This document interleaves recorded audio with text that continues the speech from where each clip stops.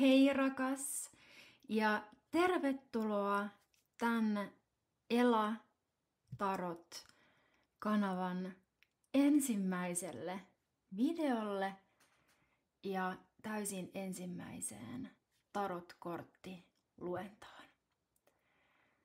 Mä oon äärimmäisen innostunut ja kiitollinen siitä, että sä oot löytänyt tänne videon pariin. Joten aloitetaan ihan suoraan sitten tekemään tämä ensimmäinen tulkinta. Ja tämän tulkinnan teema on tämä tammikuu.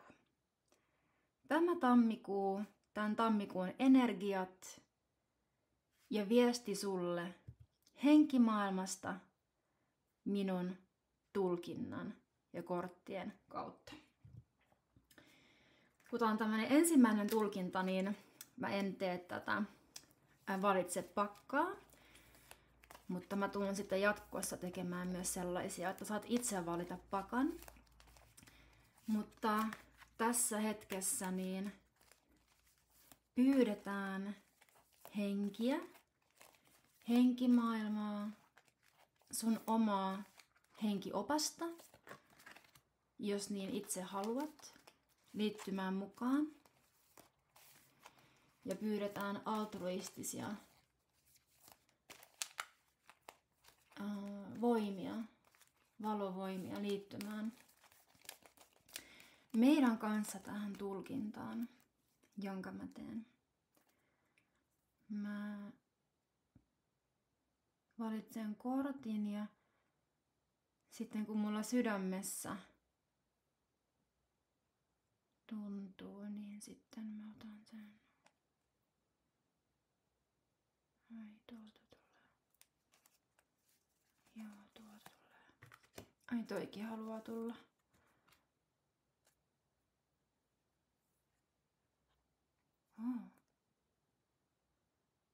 Okei, täältä halusi vielä yksi kortti tulla, aika monta korttia tuli. Ja tässä mä käytän tällaisen raan, eli yksilölain arkkityyppisen mielen tarotkortteja, joka on siis tarotkorttien tämä klassinen Major Arcana, eli siis suuri arkana. Ja mä nostan ensiksi nämä korttia, sen jälkeen mä tuun nostaa vielä lisää tarotkortteja sekä enkelikortin ja joitain inspiraatiokortteja. Mutta avataan ensimmäinen kortti ja katsotaan, mitä sieltä tulee. Okei. Eli tämä kortti on, jos olet aikaisemmin katsonut tarotkorttivideoita tai tarotkortit on sulle tuttuja, niin saatat tunnistaa, että kyseessä on kuolema. Tämä on kuolemakortti. Ja monia ihmisiä kuolemakortti jostain syystä pelottaa. Ihmiset saattaa usein ajatella, että kyse on fyysinen kuolema tai että elämä täällä maan päällä nyt jollain lailla loppuu, mutta tämä on mun mielestä aivan äärettömän positiivinen kortti. Tämä kuvastaa meidän henkistä evoluutiota ja miten sun henki täällä maapallolla 3. tiheydessä kiertää.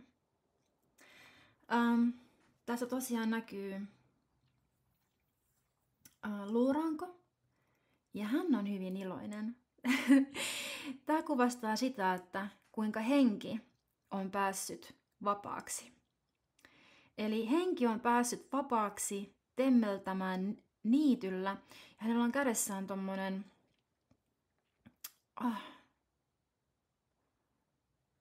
mikä se sana on? Millä viljaa niitetään. En löydä sitä sanaa, mutta tiedät varmaan, että täällä pellolla hän niittää viljaa.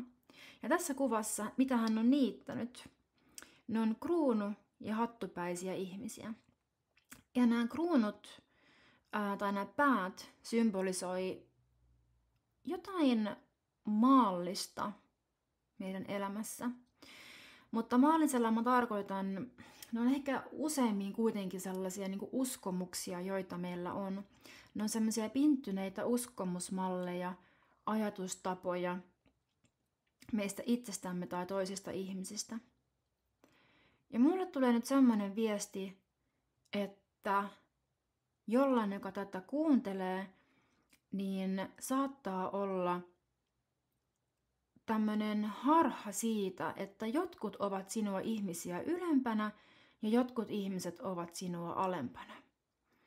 Ja jos sulla on tämmöinen harha, että sä pidät joitain ihmisiä parempina tai huonompina,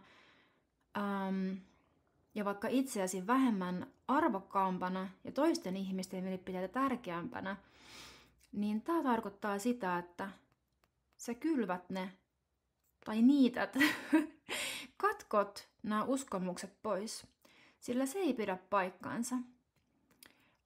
Tämä on myös totuuden symboli, eli mä koen, että tässä tammikuussa niin sä tuut pääsemään yhä enemmän sun oman totuuden äärelle. Mikä on se sun totuus, sun näkökulma, sun elämässä ja tarinassa. Vaikka usein kun on vaikka riitatilanteita, niin jos sulla on tämmöinen näkökulma, että sä ajattelet, että toinen on jollain tavalla parempi tai enemmän oikeassa, niin silloin me ei tunnista sitä meidän omaa tarinaa. Mutta tammikuussa sä oot enemmän lojaaliselle sun omalle tarinallesi. Sille, että kuka sä oot ja mitä sä tunnet. Sillä se, mitä sä tunnet, se on sulle kaikista tärkeintä. Vain siten, kun sä tiedät, mitkä on sulle totta, ja sä pystyt kommunikoimaan sitä ulos, niin silloin myös kaikki muutkin ihmiset pystyy ottamaan sen huomioon. Ja silloin luodaan ymmärrystä ja aitoa vuorovaikutusta. Nämä on tosi yksinkertaisia asioita, mutta nämä nyt tulee tästä kortista esiin.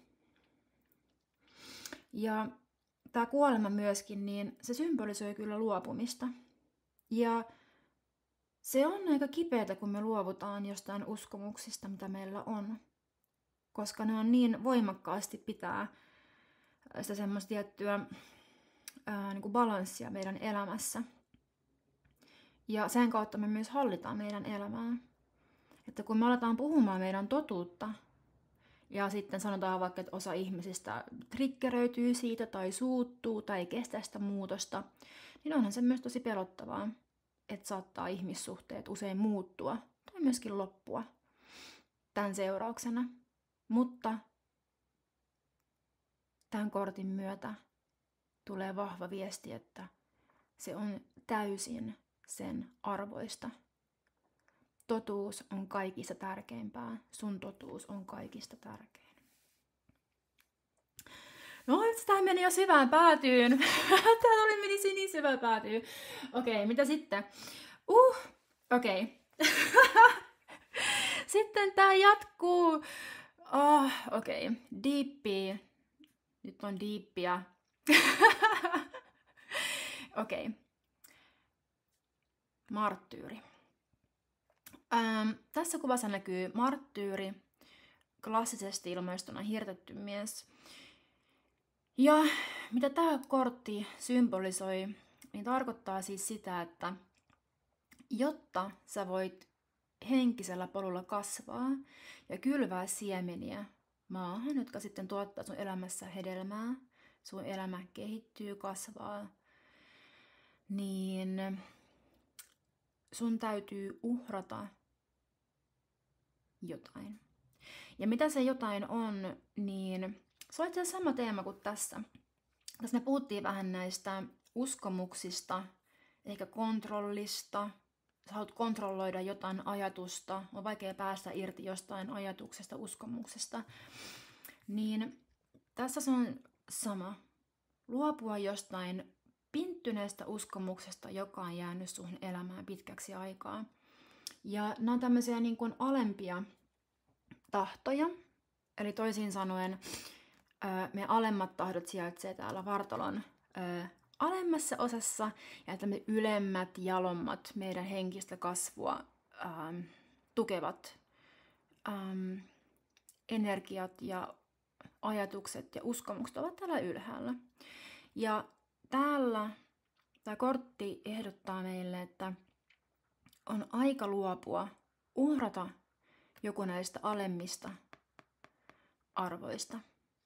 Se voi olla joku maallinen himo, se voi olla turhamaisuus, se voi olla joku egoon liittyvä tarina tai piirre.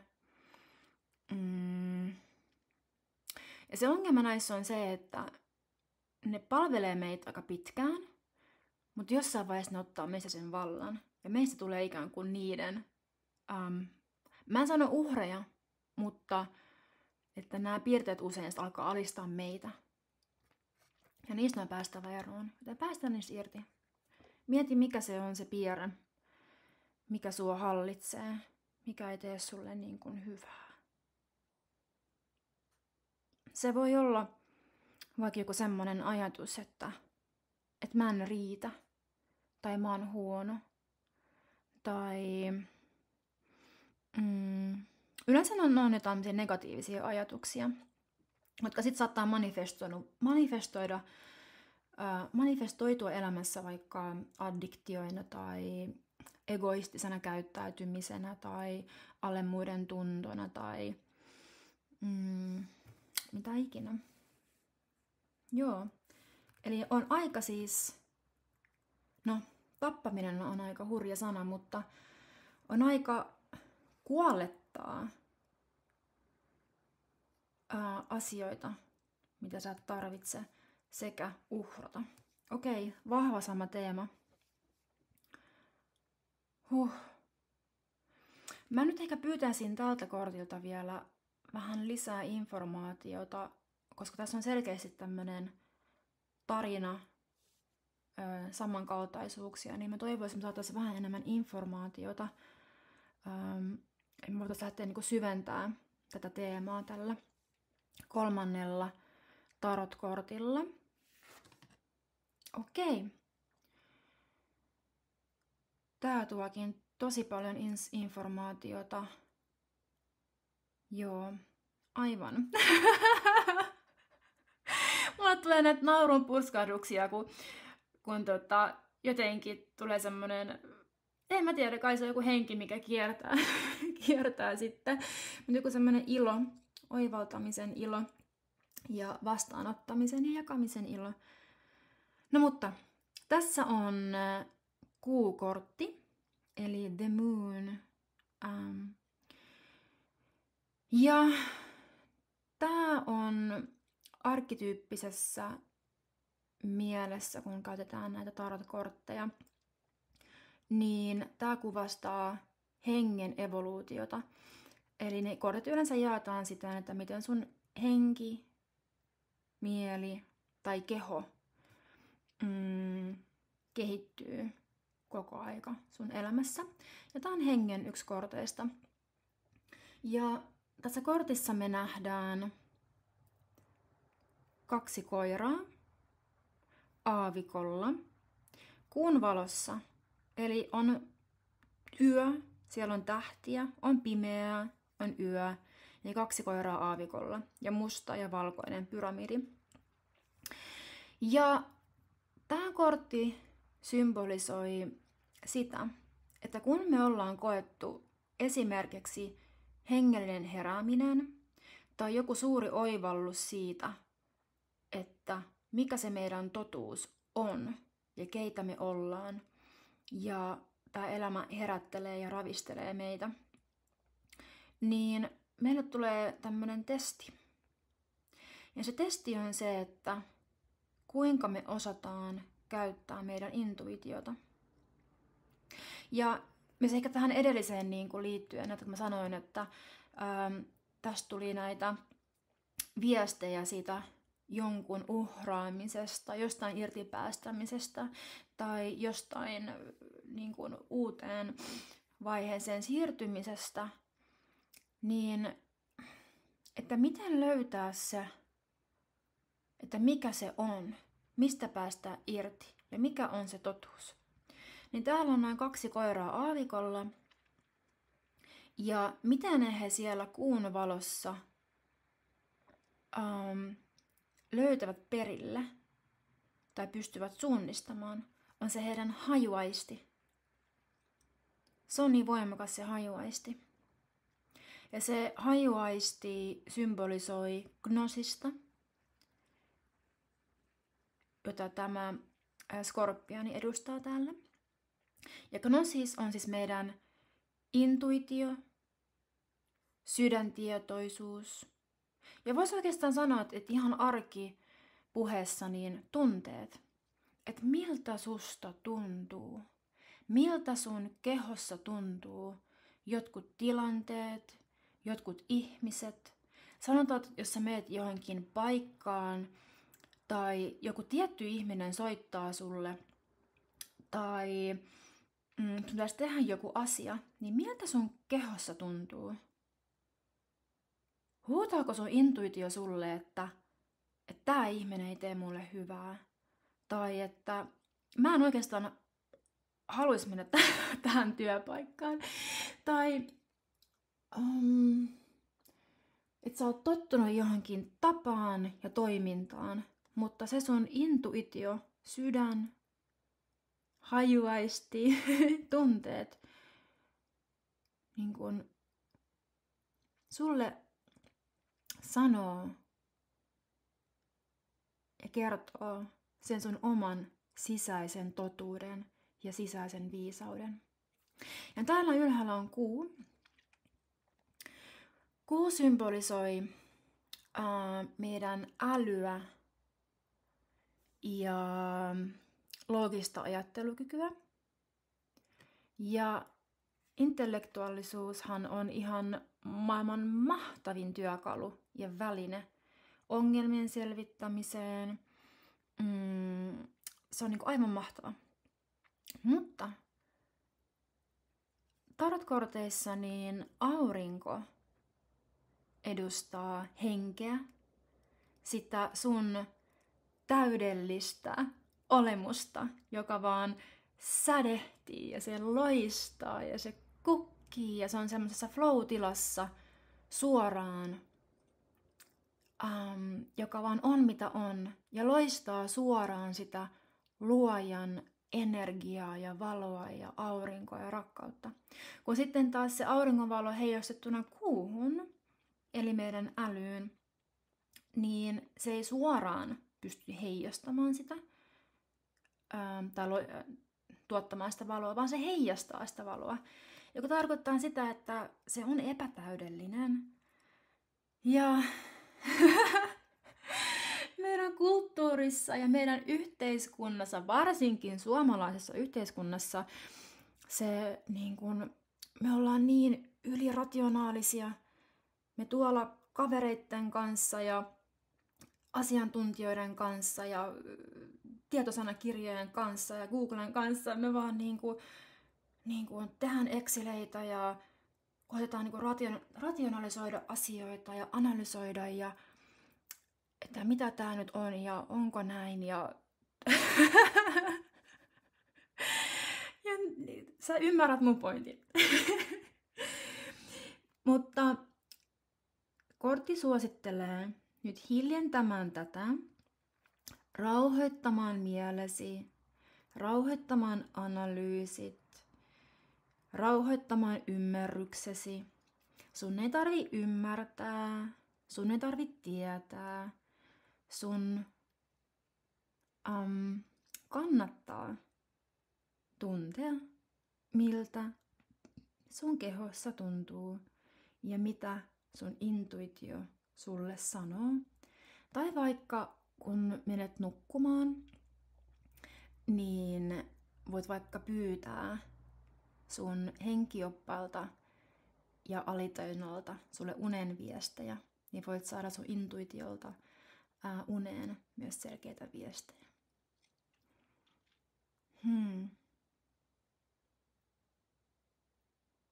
Mä näkisin, että tässä on tämmöinen intuitiivisen elämän ja totuuden nousu ja kukoistus.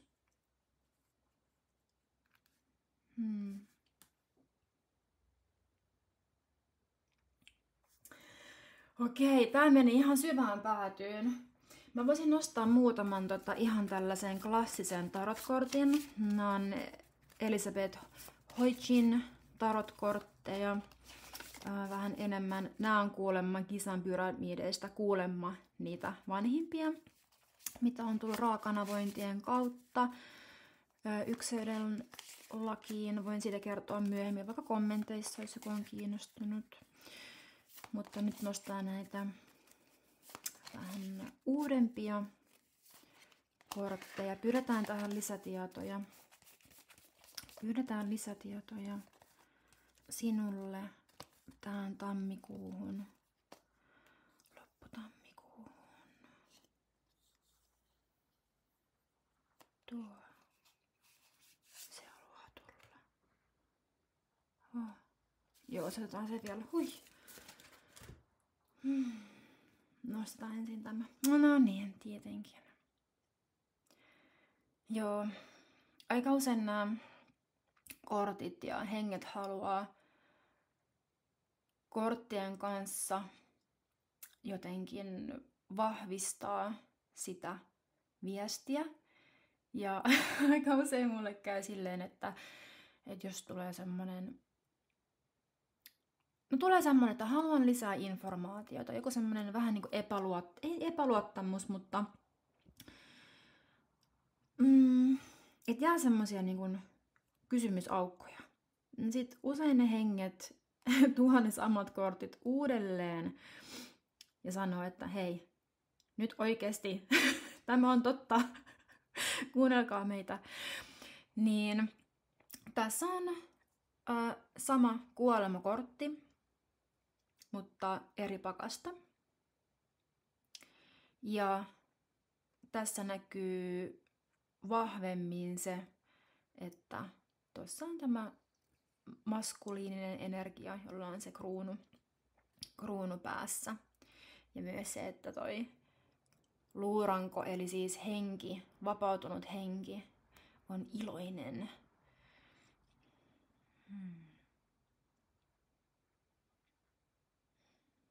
Okei, mä nostan seuraavan kortin.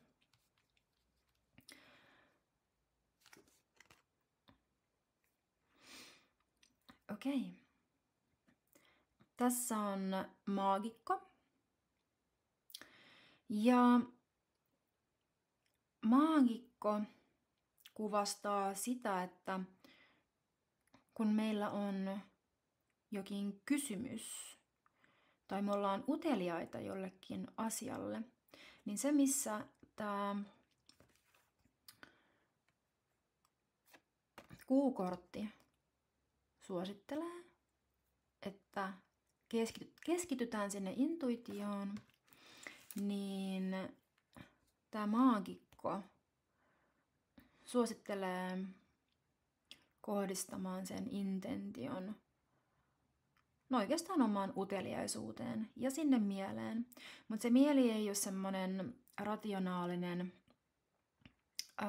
analysoiva mieli, vaan enemmänkin kyse on niinku mielen tilasta. Että kun meissä on tämä tarkastelija, ihmispuoli, ja sitten on tämä tarkastelijapuoli, eli ikään kuin se sun tietoisuuden taso, joka on sinun takana, se joka katsoo tätä videota, jos saat kiinni tästä, niin kysymys on oikeastaan siitä, että kiinnittää huomion sinne omaan mielentilaan.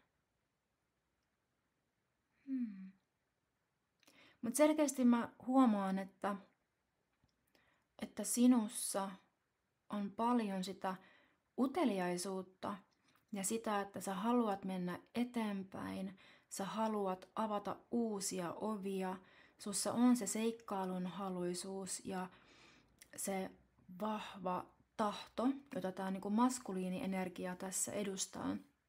Vahva tahto mennä eteenpäin. Ja se on erittäin kaunista. Ja mun tulee myös sellainen viesti täältä, että se riittää.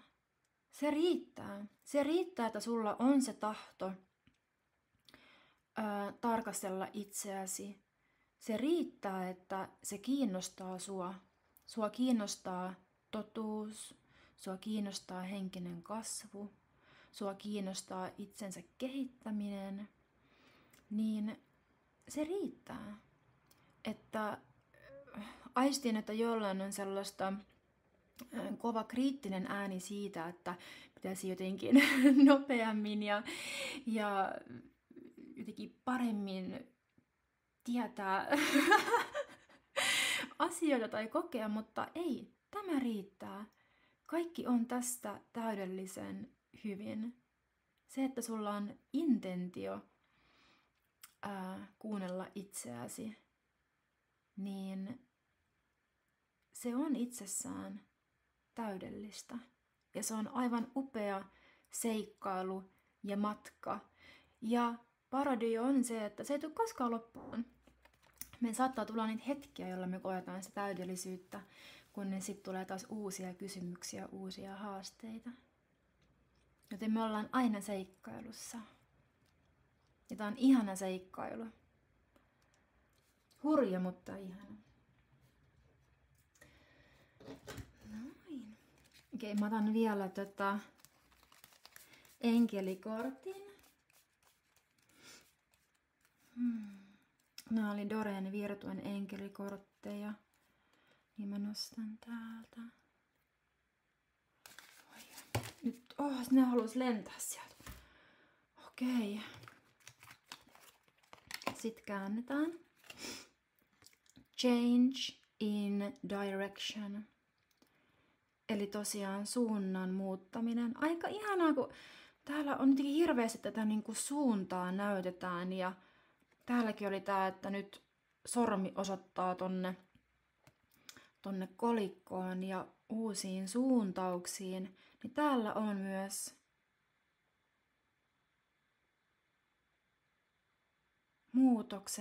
suunnan muutos.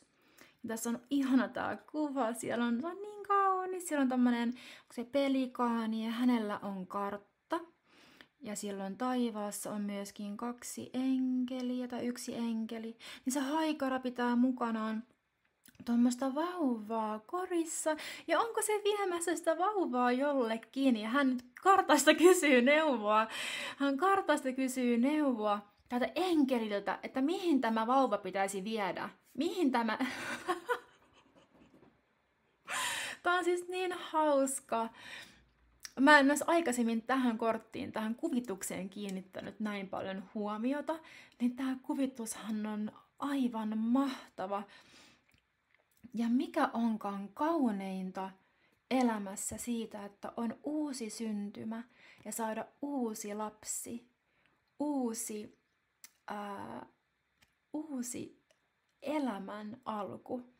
Ja tämä voi tarkoittaa tietenkin ihan sitä, että joku saattaa tulla raskaaksi ja jollekin on tulossa tämä haikara tuo sen vauvan sinne. Mutta ennen kaikkea niin kuin tässä tekstissä lukee, että ne muutokset,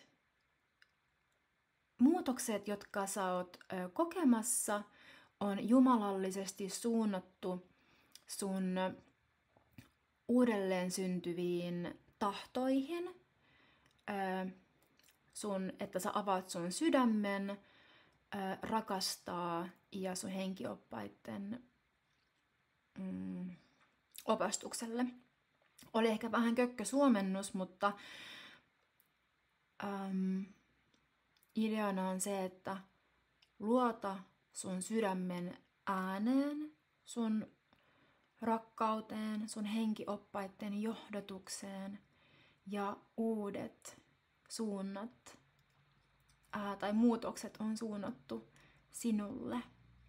tässä myöskin lopussa lukee, että sä olet suojeltu nyt ja tulevaisuudessa, joten seuraa sun polkua niihin onnellisiin lopputuloksiin, mihin sä haluat itsesi, mihin haluat itse mennä. Kyllä. Oi.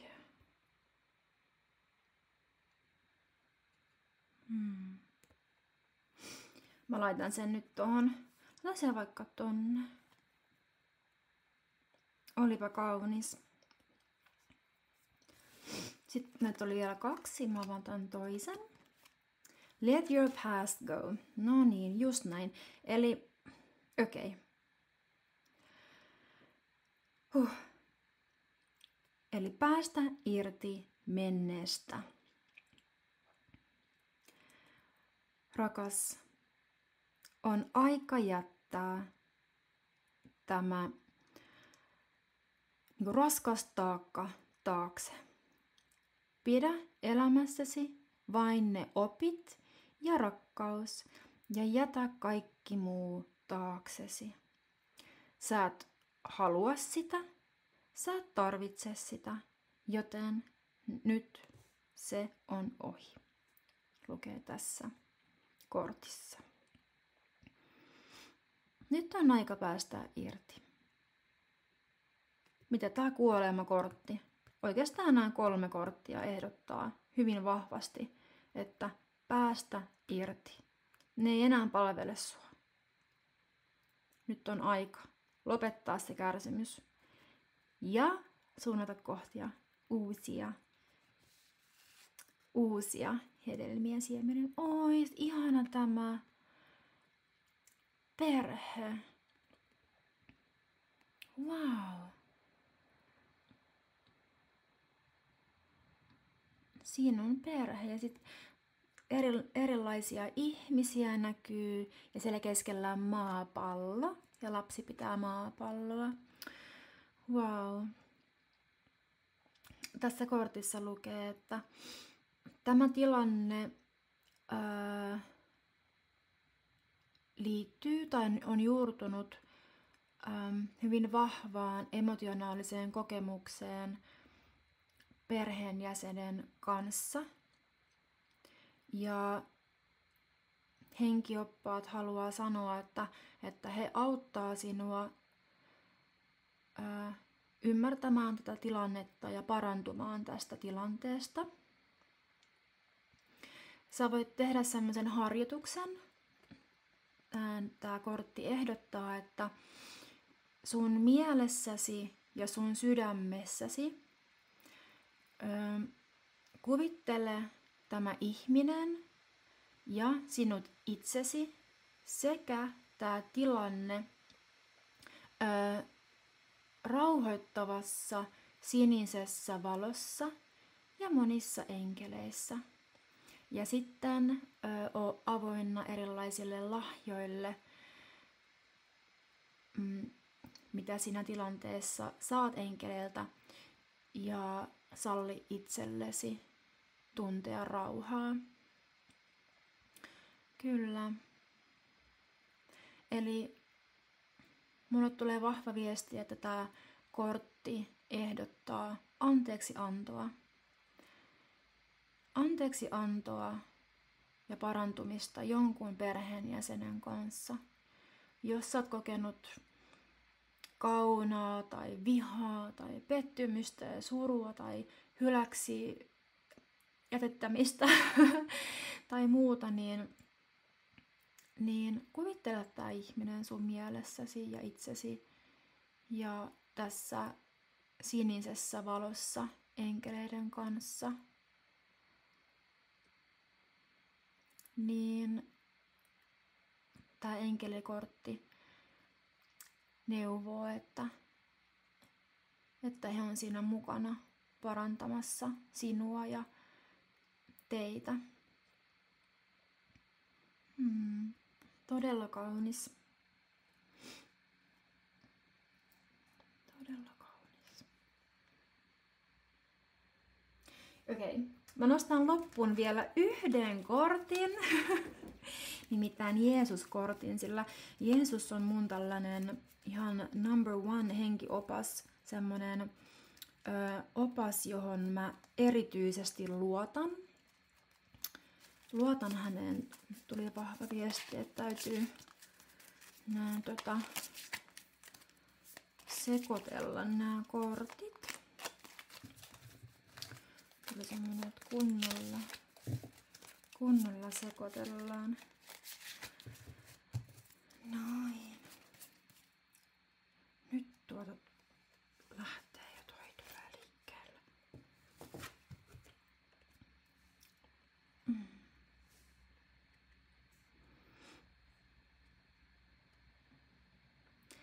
Siinä lukee englanniksi, että peace I leave with you, my peace I give unto you.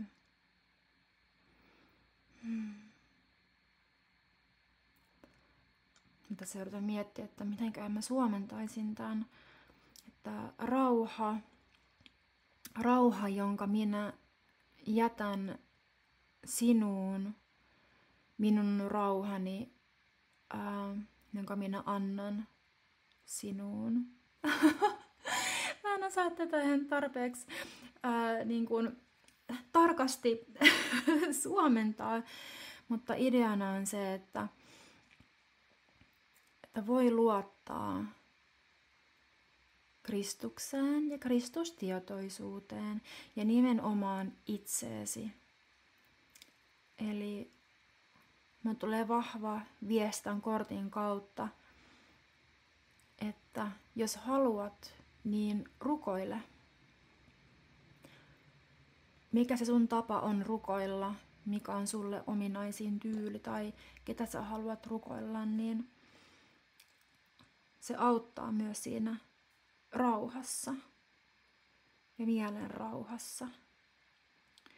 Ja kokonaisuudessaan näistä kaikista korteista, tästä tulkintasessiosta, mulle tulee vahva viesti siitä, tai oikeastaan tämä on muistutus sinulle siitä, että kaikki on oikeastaan todella hyvin. Ja tämä saattaa kuulostaa hurjalta varsinkin, jos läpikäy elämässään vaikeita, kipeitä asioita. Mutta sä oot täällä maapallolla nimenomaan kokemassa ja oppimassa ja sulla on tukea sun ympärillä koko aika. Sä et oo koskaan yksin. Sä oot aina yhteydessä kaikkiin ihmisiin, universumiin, sun henkioppaisiin. Ja sua kannatellaan ja sua katsellaan ja sua tuetaan. Ja jonain päivänä on kotiin palaamisen aika, mutta se ei ole vielä pitkään aikaan. Joten muista se, että tää on matka, tää on seikkailu ja kaikki on hyvin. Ja jos sä haluat enemmän mielenrauhaa sun elämään, niin salli vastaanottaa se.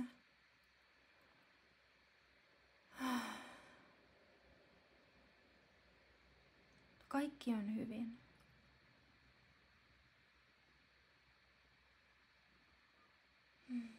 Mä jätän tämän luennan nyt tähän rauhan tunteeseen, jonka Jeesus toi meille tämän kortin kautta.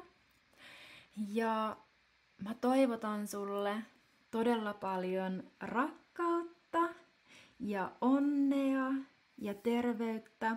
Ja olen niin kiitollinen ja onnellinen, että mä sain tehdä sulle tämän tarotkorttien luennon tähän lopputammikuuhun.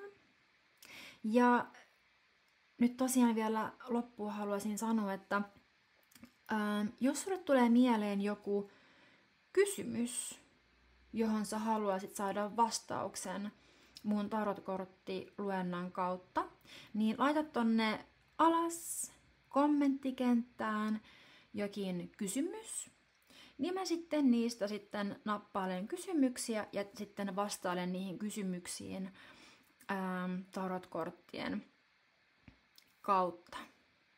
Niin tää on mun mielestä tämmönen aika hauska tapa sitten niin kuin vastaa suoraan niihin kysymyksiin, joihin sä haluat vastauksia. Mutta kiitos tosi paljon ja ihanaa päivää ja iltaa ja nähdään ensi kerralla. Moi moi!